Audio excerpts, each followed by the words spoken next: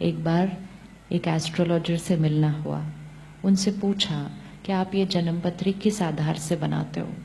तो उन्होंने कहा ग्रहों का प्रभाव। ऐसे ग्रहों का प्रभाव किस पर? एक सेकंड में कितने सारे बच्चे पैदा हो रहे हैं दुनिया के अंदर, सेम सेकंड, सेम प्लैनेट्स, तो सेम डेस्टिनी तो हो नहीं सकती सबकी। हो सकता है दो बच्चों की डेस्टिनी बिल्कुल बिल्कुल डिफरेंट हो, लेकिन वो पैदा सेम क्षण हुए थे। तो फिर उन्होंने कहा ग्रहों का असर उसके संस्कारों पर। तो दो आत्माएं सेम सेकंड पे पैदा हुई, लेकिन दोनों के संस्कार बिल्कुल डिफरेंट। फिर उनसे सबसे इंपॉर्टेंट क्वेश्चन कि ये जो संस्कार मैं लेकर आई, जिसके आधार पर आपने वो जन्मपत्री फर्स्ट डे पे बनाई, तो वो तो किस आधार पर बनी? जो संस्कार में आत्मा लेकर आई। आज 40 साल हो गए, 50 साल हो गए, 60 साल हो गए, कितने सारे संस्कार चेंज हो गए होंगे, कुछ अच्छे बन गए होंगे, कुछ गलत बन गए होंगे, तो फिर वो जन्मपत्री राइट कैसे प्रूव होने वाली है? तो उन्होंने कहा मेजॉरिटी लोग हमारे पास सिर्फ इसलिए आते हैं पूछने के लिए कि मेरे बच्चे की शादी कब होगी, मेरा बिजनेस कैसा चलेगा। कहते कोई हमारे पास संस्कारों के बारे में बात करने नहीं आता है। मैं बोला अगर संस्कार चेंज हुए तो उन्होंने कहा मेजॉरिटी लोग अपने संस्कारों पर कोई मेहनत नहीं करते हैं, तो वो जो संस्कार लेकर आए थे उन्हीं के साथ वो चल रहे हैं।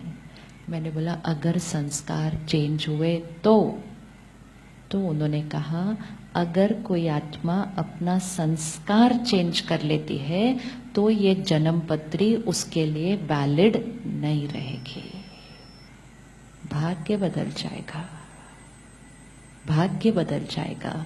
अगर मेरे अंदर गुस्से का संस्कार है तो मेरी जन्मपत्री में वो जो विघन लिखा होगा वो किस आधार से लिखा होगा?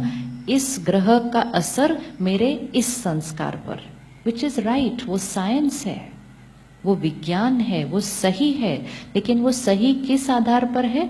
उस ग्रह का असर मेरे उस संस्कार पर। लेकिन अगर वो संस्कार ही चेंज हो गया तो फिर उसका असर बदल जाएगा, मेरा भाग्य बदल जाएगा। तो बड़ा देखना है, छोटे छोटे बेनिफिट नहीं है सिर्फ। मेरी खुशी, मेरी सेहत, मेरे रिश्ते, मेरा भाग्य, मेरी सृष्टि, मेरा अगला जन्म का भी भाग्य एक संस्कार से। और कहाँ हम सारा दिन छोटी छोटी छोटी चीजों में कर करके अपने संस्कारों को क्या करते जा रहे हैं? कड़क। अब जब हमने कहा डर, किसी ने कहा वेस्ट थॉट्स, किसी ने कहा नेगेटिव थिंकिंग, ये सारी चीजें अलग अलग काम नहीं करना है इस पे। ये सारी चीजें एक कमजोर आत्मा की निशानी है।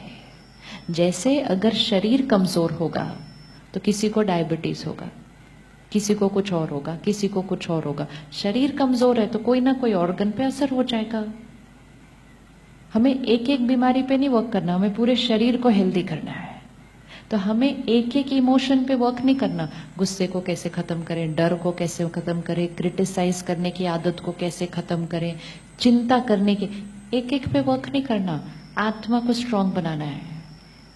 आत्मा को स्ट्रांग बना लिया, सारी बीमारियां अपने आप खत्म हो जाएंगी। पहले जब हम लोगों से मिलते थे तो हम कहते थे अगर आप मेडिटेशन करना चाहो तो आप आना सेंटर पे। मेडिटेशन वॉज अ चॉइस, एक ऑप्शन है जो हम अपने जीवन में यूज कर सकते हैं। लेकिन अब जो समय चल रहा है इसमें मेडिटेशन एक ऑप्शन नहीं हो सकती। अब ये ऑप्शन नहीं हो सकती है। जैसे पहले हम एक्सरसाइज करें, योगा करें, प्राणायाम करें, ऑप्शन था कि अच्छा लगे तो करो, सेहत के लिए अच्छा है। लेकिन अब हवा जब इतनी दूषित हो गई, अगर अभी भी अपना ध्यान नहीं रखेंगे तो फिर तो कुछ चीजें होने लगेंगी। तो वातावरण जब बदलता है तो अपनी लाइफस्टाइल में कुछ चीजें जो पहले ऑप्शन थी अब कंपल्सरी हो जाती हैं। मेडिटेशन भी हमें अपने जीवन में कंपल्सरी करनी चाहिए। क्यों करनी चाहिए? क्योंकि वातावरण में चिंता, डर, गुस्सा बढ़ गया है। कुछ भाई बहनें मिलते हैं जो कहते हैं मेरे को पहले डर नहीं लगता था, अब पता नहीं क्यों डर लगता है। अच्छा, उनसे पूछो कुछ हुआ है लाइफ में? कुछ नहीं हुआ। कोई प्रॉब्लम है? नहीं। कोई नुकसान हुआ? नहीं। तो डर किस बात का? पता नहीं। पहले लगता था? नहीं लगता था। कब से लग रहा है? कुछ सालों से। क्यों लग रहा है? क्यों ऐसा लग रहा है? क्योंकि मैं आत्मा ने अपना ध्यान नहीं रखा, वातावरण में डर फैला, तो मेरे ऊपर वो डर की इन्फेक्शन का असर हो गया। मेरे जीवन में कुछ गलत नहीं हुआ, लेकिन इन्फेक्शन तो आ गई, तो डर तो ऐसा ही लगने लग गया। तो इसलिए मेडिटेशन इसलिए जरूरी है, क्योंकि वातावरण जब ज्यादा दूषित हो रहा है, हमें अपना ध्यान और करना है, ताकि हम किसी और की इन्फेक्शन को कैच न कर लें। एक जना ऑफिस में एंटर करता है जिसको खांसी जुकाम है, कुछ लोग और उसको कैच कर लेते हैं, तो फिर उसको क्या कहते हैं? तूने मुझे भी खांसी जुकाम दे दिया, मतलब मेरी कोई गलती नहीं थी, तूने मुझे दे दिया, बाकियों को क्यों नहीं हुआ? बाकियों को क्यों नहीं हुआ? इम्यूनिटी सिस्टम को स्ट्रॉन्ग रखना है।